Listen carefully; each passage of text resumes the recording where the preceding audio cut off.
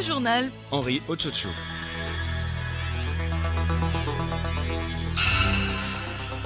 Mesdames, Mesdemoiselles, Messieurs, bonjour. Les titres de ce journal après les résultats provisoires des législatives du 20 décembre dernier donnés par la Commission électorale nationale indépendante CENI.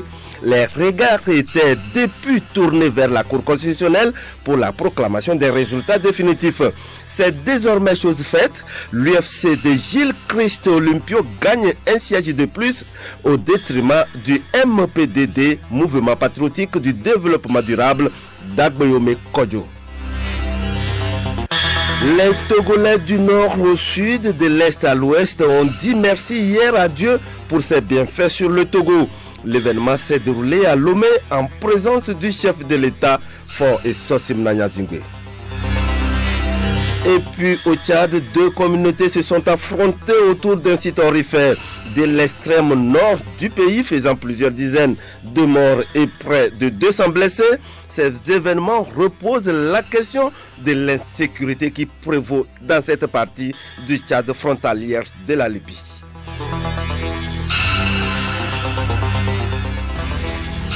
Radiolomé.tg. C'était là les titres, le développement. À présent, nous le disions en titre, législatif du 20 décembre dernier au Togo. Les carottes sont cuites depuis ce matin. On connaît désormais les noms des 91 députés de la 6e législature de la 4e République. Selon les résultats officiels proclamés par la Cour constitutionnelle ce matin, l'UFC s'en sort désormais avec 7 sièges au lieu de 6 initialement proclamés par la CENI dans les résultats provisoires. Amara Moussa. Cette augmentation du nombre de sièges pour l'UFC est née d'un redressement suite à une requête de la tête de liste de l'UFC dans le Vaud, Megbe Anani Kokou, qui a adressé à la Cour constitutionnelle cette requête. Ce siège était irrégulièrement attribué au MPDD d'Agboyome Kodjo alors que l'UFC a totalisé plus de voix. Abdou Assouma, président de la Cour constitutionnelle. La Cour a procédé à un décompte des voix bureau de vote par bureau de vote. Que cette vérification a révélé une différence entre les chiffres proclamés par la CENI et ceux enregistrés par la CENI-VO. Qu'il échait de corriger cette erreur. Qu'ainsi les voix et les sièges sont répartis comme suit. Répartition des voix entre les différentes listes. UFC 3908, MPDD 3537, CLE 685, AT 698, indépendant alors les Douveau 30 611. Répartition des sièges entre les différentes listes, indépendant alors les Douveau 2 sièges. UFC 1 siège, MPDD 0 siège, CLE 0 siège, AT 0 siège. Considérant qu'il résulte de ces chiffres que c'est à l'UFC que doit revenir le 3e siège précédemment attribué au MPDD par la CENI. Avec ce siège, l'UFC consolide sa place du 2e parti le plus représentatif dans cette nouvelle législature. Madame Ati Djibodi de la liste de l'indépendant Nouvelle Vision se dit prête, elle, à défendre la cause de la gente féminine à l'Assemblée nationale. Il faudrait qu'on réserve une place de choix aux femmes. Il faut que les femmes viennent aux affaires. Il faut que les femmes commencent par à céder aux instances de prise de décision. Et là, je crois qu'avec la femme, tout marche bien. C'est pourquoi nous sommes là. Donc on va tout faire quand même pour aider les femmes, la condition féminine, quand même à changer quelque chose. Aboka Kossi Agbeniga, élu pour le compte du Parti Unir, salue la paix qui a régné tout au long de cette législative. Cette élection s'est passée dans des conditions de transparence, dans des conditions de paix totale, de tranquillité, et c'est le Togo qui a gagné. Et la paix a gagné. Et donc, nous pensons que le moment qui est là, c'est pour le développement du Togo. Et que tout le monde apporte sa contribution pour bâtir un Togo de paix, un Togo dans lequel tout le monde se sentira à l'aise. Notre souci majeur, c'est de lutter pour que le Togo, qui aujourd'hui a peu de train de développement, puisse aller encore de l'avant. Ces nouveaux élus prennent fonction le 8 janvier prochain à l'occasion du deuxième mardi après cette proclamation définitive comme levée la Constitution togolaise.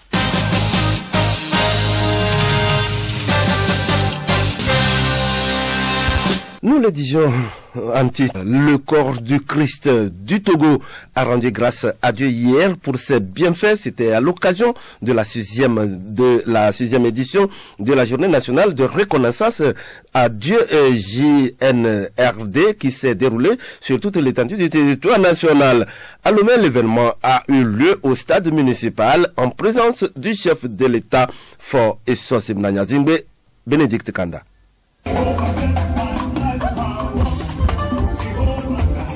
Placée sous le thème « Éternel, à ton nom, dans nos gloires », la journée nationale de reconnaissance à Dieu offre l'occasion au peuple togolais de se rassembler pour célébrer le Seigneur, le louer et le magnifier pour son amour et sa bonté.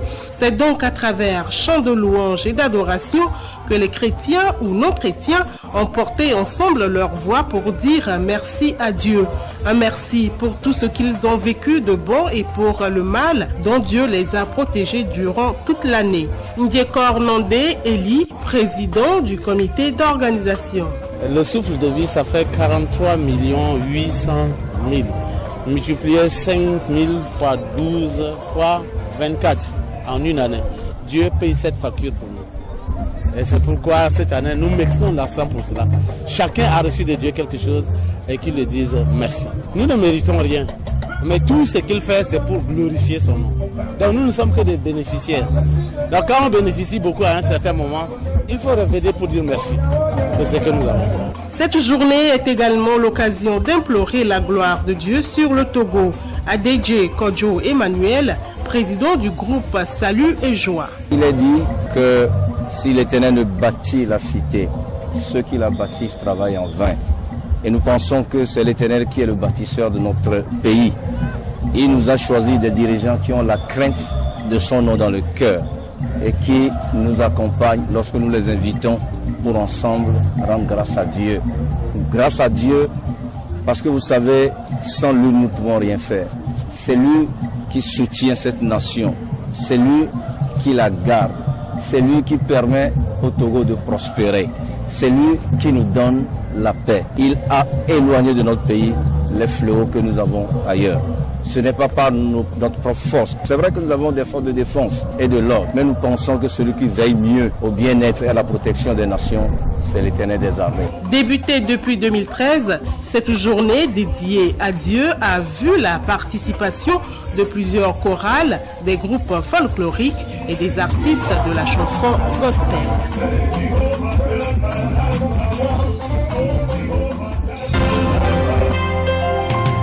Le journal Henri Ochocho. Actualité internationale à présent, le Conseil constitutionnel du Sénégal continue l'examen des dossiers des candidats à l'élection présidentielle. Parmi les pièces à vérifier, des millions de parrainages d'électeurs récoltés par chaque candidat. Entre 53 000 et 66 000 sont nécessaires afin de pouvoir concourir le 24 février. La vérification des dossiers n'est pas terminée et plusieurs candidats disent avoir déjà validé leur candidature. Les sages ont publié un communiqué samedi pour les avertir. Au Tchad, deux communautés se sont affrontées autour d'un site aurifère de l'extrême nord du pays. Le bilan fait état de plusieurs dizaines de morts et près de 200 blessés. Détail, Angèle Huntodji.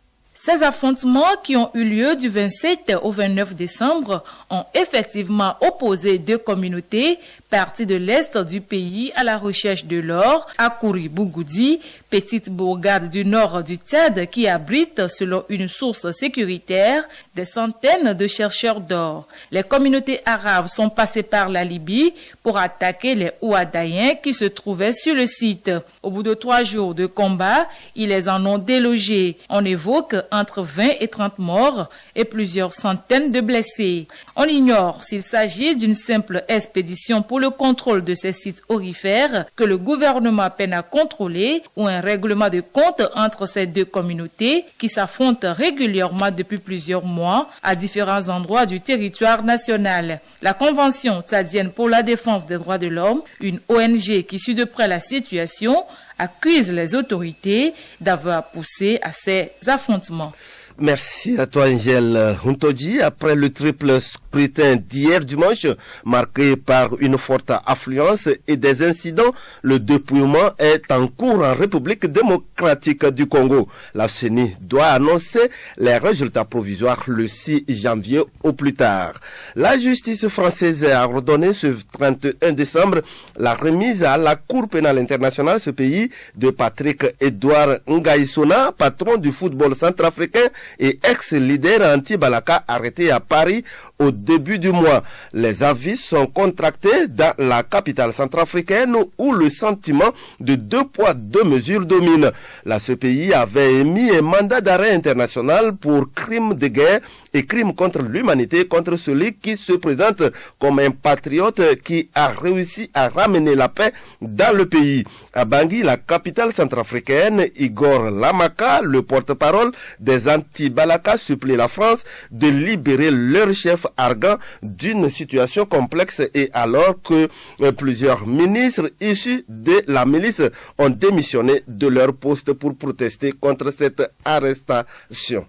Écoutez Radio Lomé sur le web sur le www.radiolomé.tg.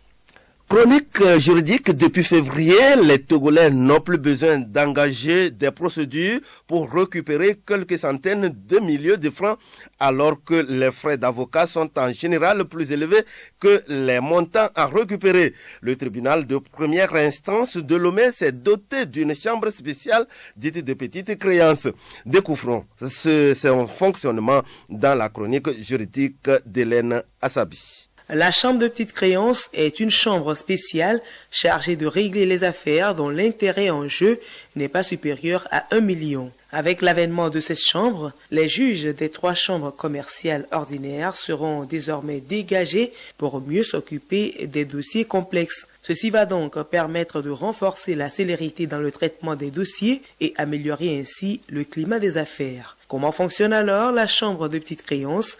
Kotoroun Kossi, président du tribunal de première instance de Lomé. La chambre est animée par 2 juges. Elle tiendra 16 audiences, les 2e et 4e mardis de chaque mois. Et devant cette chambre, les justiciables, c'est-à-dire ceux qui ont des affaires de ce genre, n'ont pas besoin de constituer avocat. Il y a même un greffe commercial autonome qui est dédié à cela. Et donc quand les justiciables arrivent pour ce genre d'affaires, ils s'adressent directement au greffe commercial et le greffier en charge de ces chambres-là déjà classe les dossiers en tenant compte du montant du litige en jeu. Le magistrat Kwame Gameli Lodonou explique la procédure de saisine. Pour saisir cette chambre, il suffit de se présenter au greffe avec une requête et même si vous n'avez pas de requête, le greffier va vous aider à préparer une requête et le dossier sera transmis à la chambre et programmé pour l'audience. Avec la création de cette chambre spéciale de petites créances, la population est appelée à ne plus faire recours à la gendarmerie pour les affaires de créances car ceci n'est pas légal. C'est bien d'aller à la gendarmerie, qu'on fasse pression sur le débiteur pour qu'il paye, mais ce n'est pas légal. Aujourd'hui, si quelqu'un vous doit même 300 000 francs, vous pouvez venir au tribunal obtenir rapidement le recouvrement. On se retrouve lundi prochain pour un autre numéro.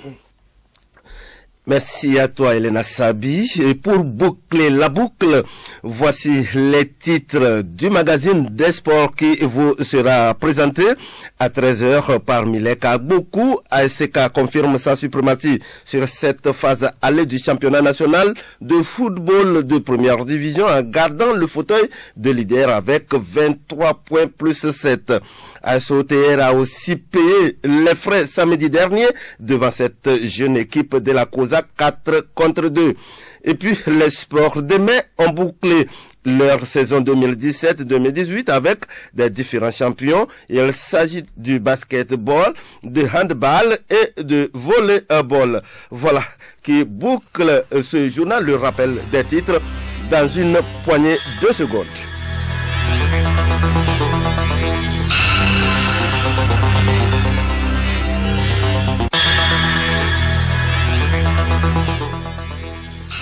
Après les résultats provisoires des législatives du 20 décembre dernier donnés par la Commission électorale nationale indépendante CENI, les regards étaient depuis tournés vers la Cour constitutionnelle pour la proclamation des résultats définitifs.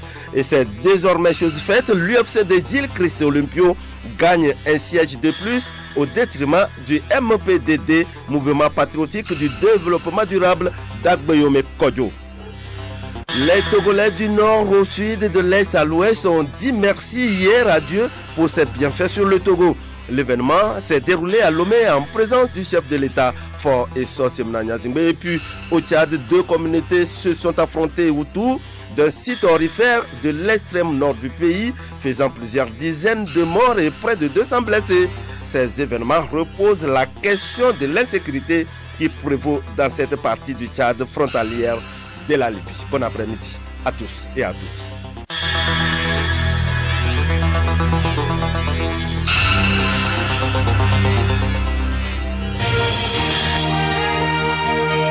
Radio Lomé, boîte postale 434, email radiolomé@radiolomé.tg.